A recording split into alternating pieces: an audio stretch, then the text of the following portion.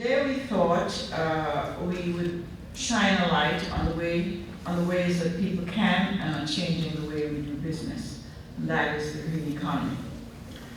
The second reason we wanted to talk about this is that, if you've been watching television or reading people, the talk of the green economy is at an all-time high, particularly within UN circles.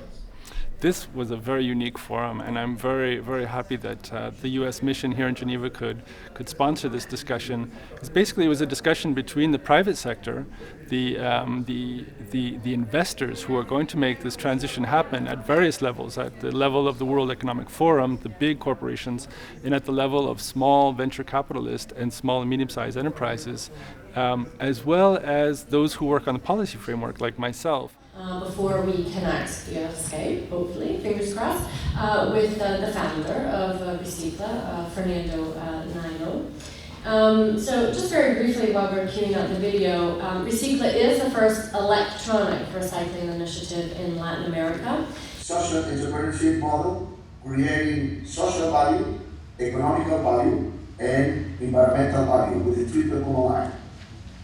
Well, I'm sure that our audience has several questions for you.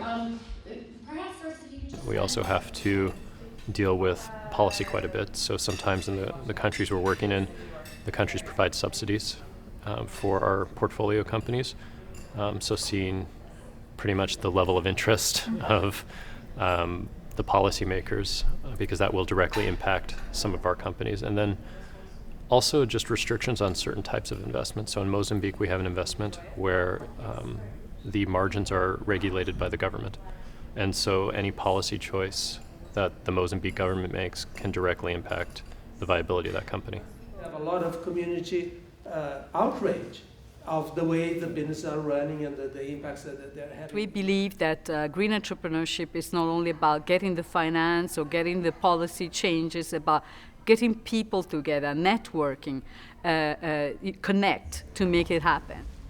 So we need to have some issues here to highlight that developing world in countries, the government has to be motivated that the contribution of this green product, and it should be also subsidized. Thank you. What kind of reforms could policymakers in the region consider? We're focused on a couple of different projects. So one of them is on climate change, one of them is looking at water and water infrastructure, and then the piece that I'm running is on sustainable consumption.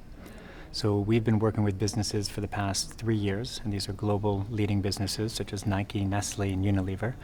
And we've been working with them to explore what are the models of consumption that are going to be more sustainable in the future, and how is it that companies can make the shift towards these models. And most recently what we're looking at is what is the role of governments to help make that happen faster. So what is the role of policies to accelerate and to help replicate and scale up what it is that business is already doing.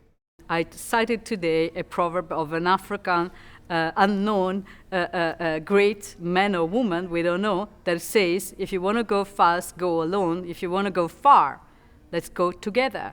So I'd like to leave you with this message that today, thanks to the United States mission, we have been brought together to do something that goes beyond our job requirement. It's something for our planet, it's something for the humanity.